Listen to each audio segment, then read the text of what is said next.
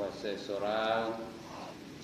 Yang berbahagia tuan-tuan imam, tuan-tuan bilal, tuan-tuan guru, para alim ulama tempatan, ustaz-ustaz, seterusnya tuan-tuan hadirin yang dirahmati Allah sekalian. Alhamdulillah setinggi-tinggi kesyukuran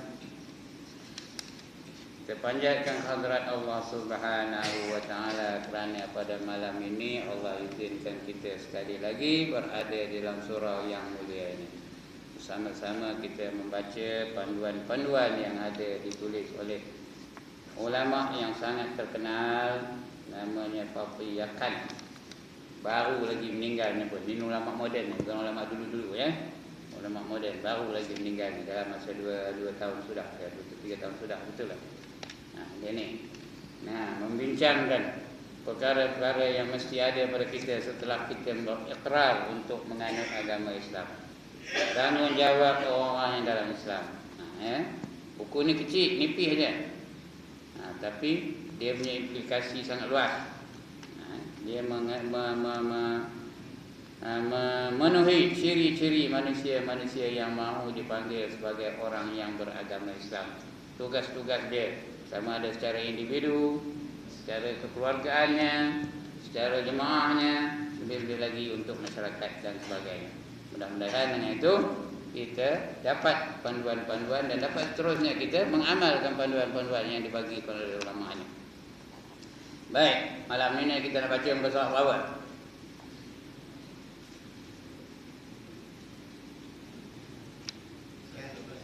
Berapa? 189. Dah nak habis ke tu?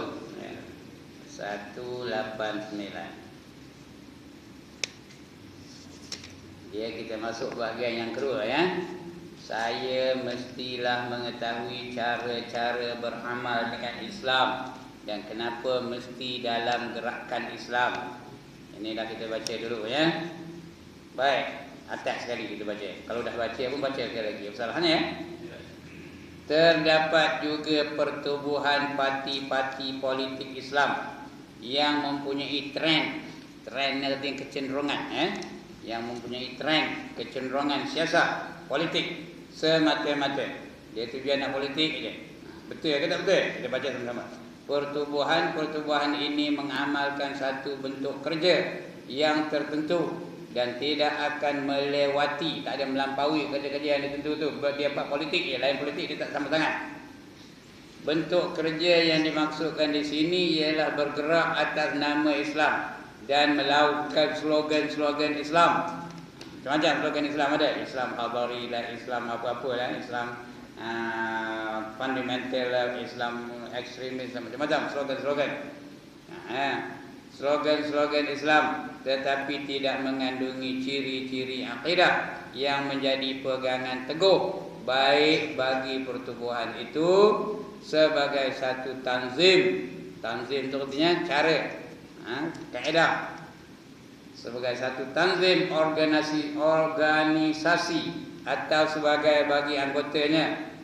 Dalam keadaan tertentu pertubuhan-pertubuhan ini tidak akan merasa silu-silu melanggar dasar pokok Islam atau terus keluar daripada prinsip-prinsip Islam atas dasar flexibility.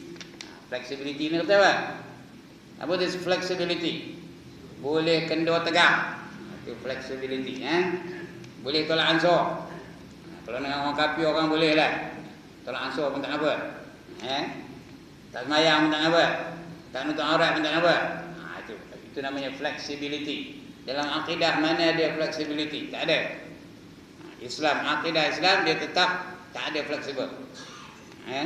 Cuma tidak ada paksaan dalam Islam. Bila dah masuk Islam dia tak ada flexibility, tak ada regah. Tapi ada juga mereka-mereka yang fleksibel. Boleh tolak ansur pula dengan orang kafir. Tak nak laksanakan hudud, apalah. Dia tangguh dah dulu. Tunggu masa yang sesuai. Itu flexibility tu. Dalam Islam tak ada apa itu. Dan keterbukaan Islam. Sekarang ni ada pula Islam apa? Islam liberal. Semua boleh. Ini boleh, itu boleh, ini boleh, ini boleh. Janji Islam aja. Itu flexibility lah tu.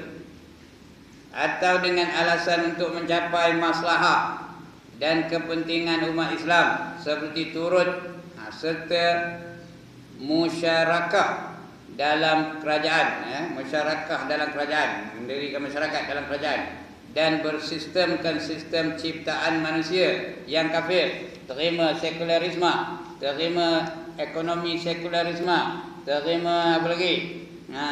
Perkembangan yang ciptaan manusia, undang-undang yang dibuat oleh manusia. Itu di atas nama flexibility, di atas nama tolak ansur. Kita mesti bertolak ansur. Tangguhlah dulu, kita nak laksanakan hudud dan sebagainya. Ada juga yang begitu. Ya, dalam kerajaan yang bersistemkan sistem ciptaan manusia yang kafir. Ya, sistem undang-undang hari ini. Ya. Terlalu banyak negara-negara yang mengaku Islam tetapi mengagungkan sistem-sistem yang dicipta oleh orang kafir. Atau dengan mengkedepankan permasalahan sampingan dan cabang tapi mengenepikan akidah. Sampingan tu hebat, Hari ni heboh bab-bab sampingan, patut kunut ke tak kunut, patut talqin ke tak talqin, riuh rendah sampai nak berbahas. Tapi akidah tak ada pula mereka titik beratkan. Ini dia. Ini dah ditulis di pengarahannya. Ini yang berlaku hari ini. Sibuk pasal kunut ke tak kunut, sibuk pasal ada Sayyidina dalam selawat ke tak, sibuk pasal talqin ke tak talqin, sibuk pasal usolli ke tak ada usolli ke, sibuk pasal apa dan sebagainya. Banyak benar. Benda sampingan saja yang disebut-sebutkan. Akidah tak disebutkan. Patutnya kita utamakan akidah dulu. Mengkedepankan permasalahan sampingan dan cabang, menghabiskan tenaga dan usaha untuk memperjuangkan permasalahan sampingan dan mengenepikan masalah-masalah pokok. Pokoknya apa? Akidah. Kita mesti terima akidah. Akidah rububiyah, akidah uluhiyah, akidah al-asma, akidah al-sifat, iaitu patut kita utamakan. Tapi yang itu diketepikan. Mengkedepankan pula bab-bab yang cabang-cabang, bab-bab yang furung-furung. Dan dasar yang dibawa oleh Islam. Kesemua pertubuhan-pertubuhan ini, kalau ada lah, pada hakikatnya tidak mengamalkan amal-amal Islam yang tulen dan menyeluruh. Sedangkan Islam itu satu agama yang menyeluruh, satu agama yang tulen, satu agama yang lengkap. Tidak ada apa pun yang ketinggalan dalam Islam. Daripada sekecil-kecil perkara sampai kepada sebesar-besar hal ada terkandung dalam ajaran Islam. Yang ini yang tidak ditekankan, kesumulan Islam. Tidak mengamalkan amalan Islam yang tulen dan menyeluruh, amal-amal yang mampu melakukan pemindahan dan perubahan dasar daripada jahiliyah kepada Islam. Dia tukar dasar jahiliyah tu buang sehingga dasar Islam dia kesanakan. Amal yang boleh menyelamatkan dunia Islam daripada belenggu tamadun dunia, belenggu tamadun dunia barat yang kotor. Orang barat tu dia memang mereka yang memulakan sekularisme ni. Dulu diperintah oleh gereja, kemudian mereka menentang pemerintahan gereja, lalu mereka membuat undang-undang sendiri. Bebas dari gereja. Itu namanya sekularisme. Membebaskan kehidupan harian dengan keagamaan. It has got nothing to do with religion. Economy is economy. It has got nothing to do with religion. Itu namanya sekularisme. Memisahkan kehidupan harian dengan agama. Sedangkan Islam tak ada satu pun yang terpisah. Semua ada dalam Islam. Everything is there in Islam. Tidak ada satu pun yang terpisah. Ini sebab Allah dah sebut, al-yawma akmaltu lakum dinakum wa atmamtu alaikum ni'mati wa raditu lakumul Islam dinan. Hari ini aku telah lengkapkan agama kamu bagi kamu, dan aku telah cukupkan nikmat aku untuk kamu, dan aku redalah Islam itu sebagai anutan bagi kamu. Yang Allah reda hanya Islam saja. Sebab itu apa saja yang kita buat, apa saja yang kita lakukan, apa saja tindakan kita mesti selaras dengan ajaran Islam. Kita sembahyang ke mesti ikut Islam, kita puasa ke mesti ikut Islam, kita kenuri kenara ke mesti ikut Islam, kita nikah kahwin ke mesti ikut Islam, kita berjuang ke mesti ikut Islam. Apa saja, whatever you do mesti ikut cara Islam, baru diterima Allah. Kalau tak, Tuhan tak terima. Wa man yabtaghi ghairal islami dina falan yuqbala min wa huwa fil akhirati minal khasirin, kata Allah. Barang siapa mencari satu kehidupan lain daripada Islam, maka sekali-kali tidak diterima oleh Allah darinya, dan orang itu di akhirat nanti tergolong ke dalam golongan orang-orang yang rugi. Tuan-tuan dan saudara sekalian, kita kena faham di akhirat itu ada dua tempat je. Satu tempat untung, satu lagi tempat rugi. Kita hendak yang mana? Hendak tempat untung ke hendak tempat rugi? Pilihlah, it is all up to you. Make your own choice. Nak untung, jalan ikut cara Islam. Nak untung, ikut yang apa yang dikehendaki oleh Allah. Jangan buat apa yang dilarang oleh Allah kalau hendak untung. Kalau nak rugi, buatlah apa yang dilarang oleh Allah. Jangan buat apa yang diperintahkan oleh Allah. Rugilah. Orang rugi tu, apa nama tempatnya? Neraka. Orang untung apa tempatnya? Syurga. Pula nak masuk syurga ni jalan, nak masuk neraka ni jalan. Tanya diri masing-masing, aku nak syurga ke nak neraka? Kalau nak syurga, ini dia jalan. Mesti ikut cara Islam, hidup cara Islam, keluarga ikut keluarga Islam, pendidikan ikut pendidikan Islam, nikah kahwin ikut cara Islam, hiburan ikut cara Islam, perjuangan ikut cara Islam. Apa saja, whatever you do mesti in accordance with the teachings of Islam. Kalau tidak untung, kalau nak rugi, buatlah. Buatlah maksiat-maksiat dan sebagainya. Orang lain buat juga, orang lain sembahyang juga, tapi tak terima di Tuhan. Yang Allah terima sembahyang ikut cara Islam. Bermula dengan takbiratul ihram dan disudahi dengan salam, dengan beberapa syarat yang tertentu, baru diterima Tuhan. Sedangkan orang Hindu pun sembahyang juga, dia well sembahyang juga. Orang Buddha pun sembahyang juga. Lagi orang Kristian sembahyang juga, nyanyi je dia. Orang Kristian sembahyang nyanyi tu. Are you sleeping? Are you sleeping? Acara orang Kristian sembahyang. Itu lagu Kristian tu tau, ni atas surah. Are you sleeping? Are you sleeping? Brother John, Brother John. Itu lagu Kristian tu, jangan tak sedar. Kamu tidur ke? Kamu tidur ke? Brother John tahu kan? Padri John, bukan Abang John tahu. Padri John, Padri John. Lagi? Morning bell is ringing. Apa morning bell? Morning bell apa? Loceng pagi berbunyi. Loceng pagi apa? Loceng apa yang pagi bunyi? Loceng gereja lah. Loceng pagi berbunyi. Loceng pagi berbunyi. Apa bunyinya? Ding dong dong, ding dong dong. Kalau ada cikgunya apa ngajar lagu itu pada budak-budak tahu? Itu lagu Kristian.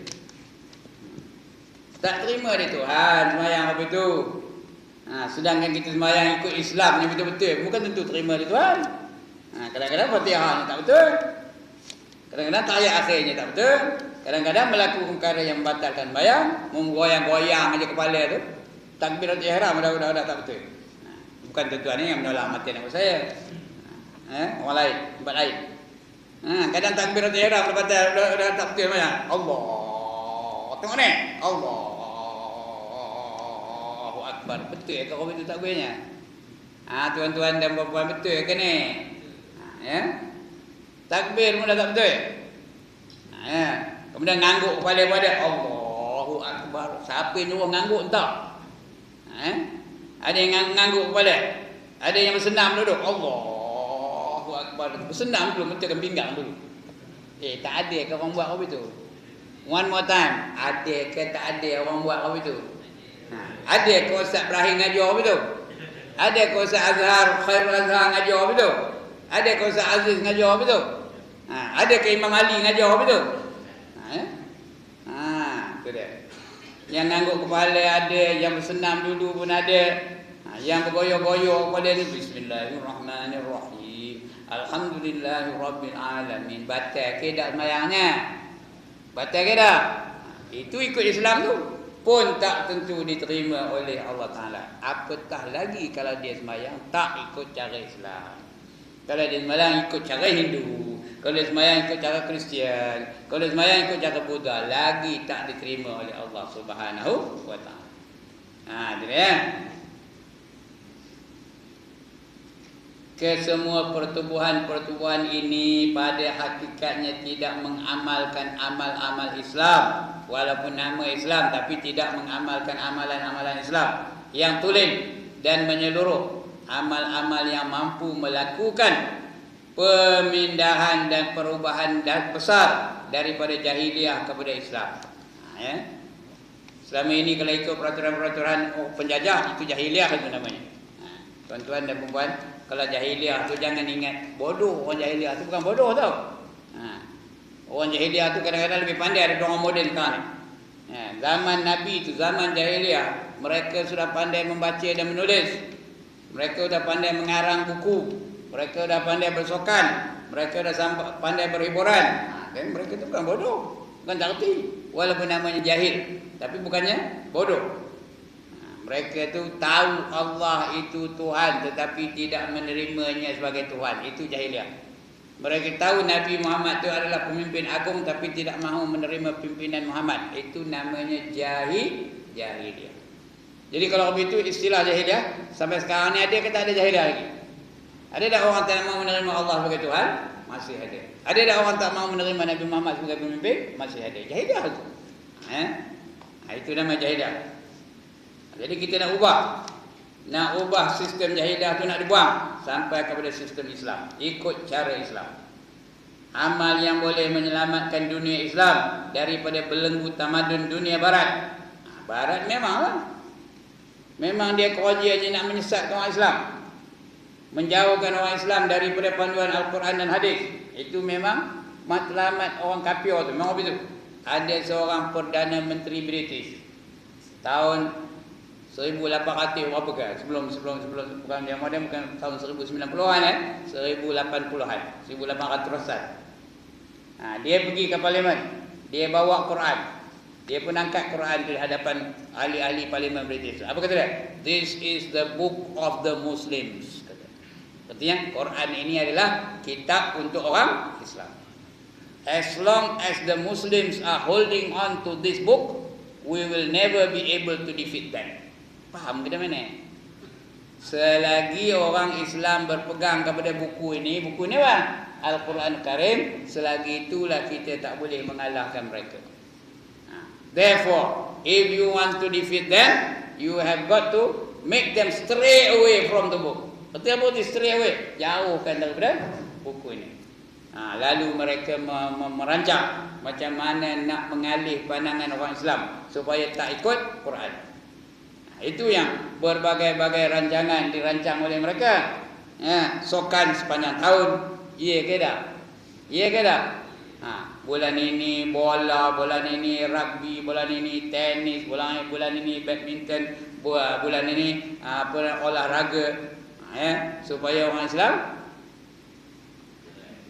kelain alih pandangannya. Olimpik ada, Commonwealth ada, lagi apa? Lagi? Piala dunia ada. Saya dah kutai ngajar ni tuan-tuan dan puan. Kalau masih piala dunia tu ngajar, saya ngajar di tempat itu, kadang-kadang separuh tak datang tau. Kenapa? Masing-masing nak tengok Brazil lawan Argentina.